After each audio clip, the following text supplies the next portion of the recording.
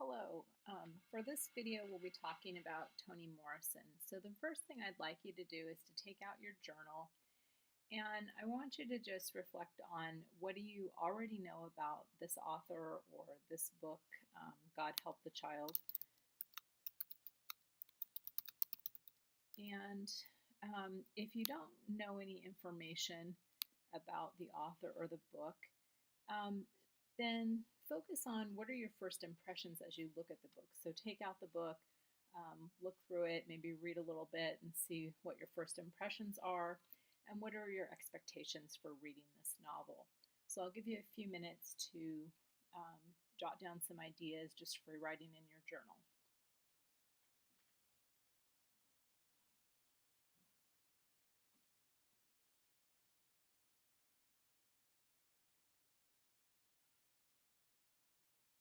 If you need more time to get your thoughts down, which you probably will, go ahead and pause the video and then you can come back to it when you're done with your journal. I'm going to move on to the lecture part of the video. So, some things to know about Toni Morrison, and I'm going to pop over and give you a picture. Here's a bunch of different images of Toni Morrison. I think this one may be the one that we have on the back of the book. Probably some of these with her older or how she looks now. She was born in 1931, so she's in her 80s at this point in time. She grew up in Lorain, Ohio. Her parents had moved there in the early 1900s, but they had been sharecroppers in the South prior to that. Her very first novel, The Bluest Eye, was published in 1970. So you can see she was a little bit older, didn't begin writing and publishing until later in life in her 30s, late 30s. And she has been a professor at several universities, I believe Harvard. And so she has a background in both literature, writing it, as well as studying it. The Bluest Eye, her first novel, is set in the 1940s, and the theme of that is there's a dark-skinned black girl whose mother and also society, as we see throughout the book, remarks on her ugliness. And it's this idea that the lighter your skin is, the better off that you will be, which I think we still sometimes often hear in society today. The girl in the novel, Pecola, wishes for blue eyes, ends up at the end crazy because of all of the things that happened to her. This novel, her first novel, she wasn't completely happy with, and I've taught this book before. In the afterword to the book, she talks about a lot of the things that she wishes she would have done differently in the writing of the book, or things that didn't come out quite like she wanted. In a lot of ways, the book we'll be reading, God Help the Child, is kind of a redo of The Bluest Eye. We start out, God Help the Child, with a woman who's dark-skinned, whose mother rejects her for that.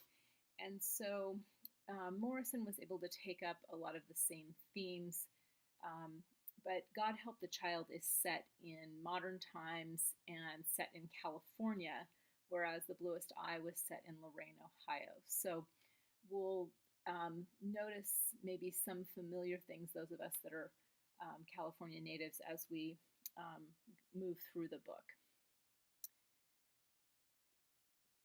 You'll notice if you look at the beginning pages of God Help the Child, there's a complete list of everything that she's written, several works of fiction. She's also been involved in nonfiction, editing books and literary criticism.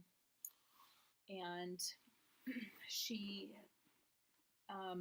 one of her most famous books is Beloved, which was made into a film and is often taught, I think, in a lot of schools. I want to read some passages from her book of literary criticism called Playing in the Dark, which talks a lot about her philosophy and how she approaches writing based on her experiences. So if you'll hold on a minute, I will get to those passages. So Morrison says in the beginning of Playing in the Dark, the kind of work that I've always wanted to do requires me to learn how to maneuver ways to free up the language from its sometimes sinister, frequently lazy, and almost predictable employment of racially informed and determined chains. She talks a lot in this work about how most literature was written by white Americans, and that was the literature that got published. But because of the country's situation, how African Americans were enslaved and white people were in power, there was always this dark presence or this blackness that worked itself into even that white literature. It couldn't be there without the black presence. And that's her premise in this work of literary criticism, Playing in the Dark.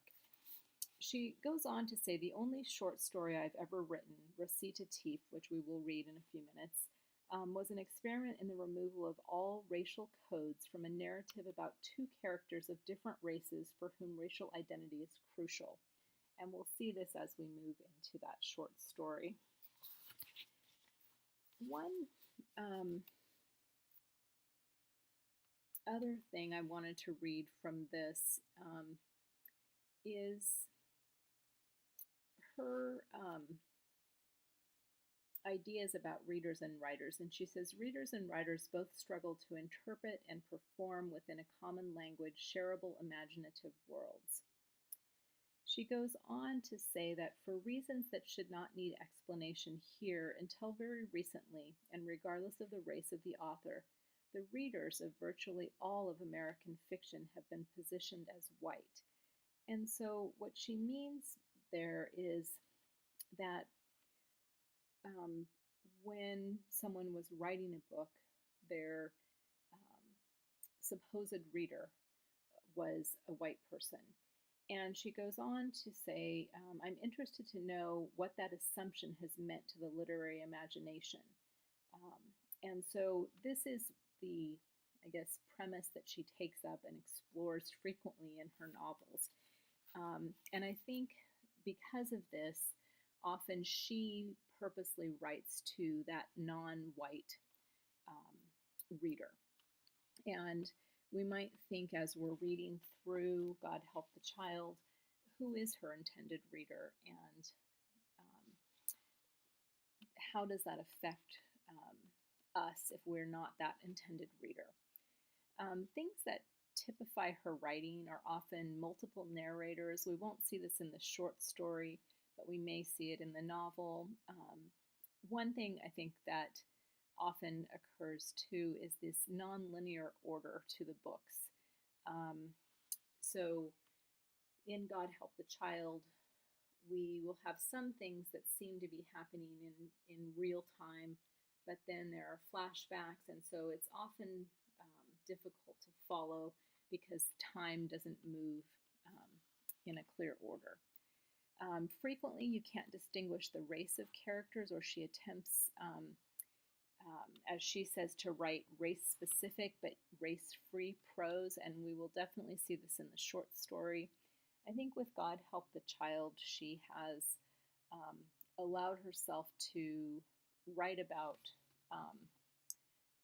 race, and I think part of this is in The Bluest Eye. That was a prominent issue that she took up, and I think she's finishing it, or like I said, possibly redoing it with God Help the Child. So Recitative is the only short story that Morrison has ever written. I want to talk a little bit about that because I'm asking you to read that and come prepared for some discussion next week.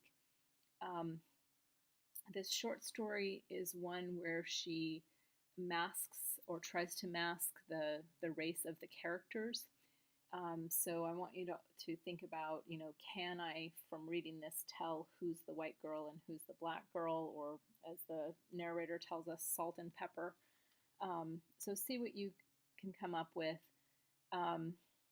Just some things to keep you on track as you're reading. Twyla is the narrator, and she's telling the story throughout. You may encounter some words that make you uncomfortable. The narrator uses the word fag on page 3, but just keep in mind that this is the character talking and this language is hers. It's not necessarily the language of the writer or the writer's view. The time period in the story takes place over an over 20-year time period. We start where we meet the girls at an orphanage. They're 8 years old. On page 4, we move on to them being a little bit older, maybe in their 20s, that we don't know for sure. On page 5, we switch, and both of them are married. Page 10, we see them as mothers, and then on page 13, we see them more later in life. So this may be, a 30 or 40-year period that the story takes us through.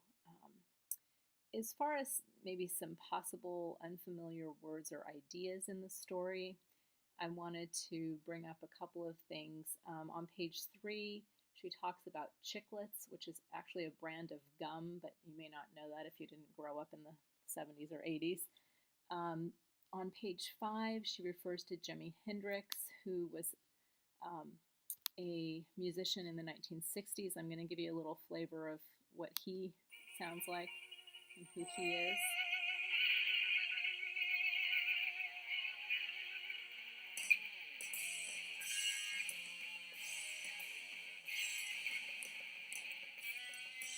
And this was in 1968.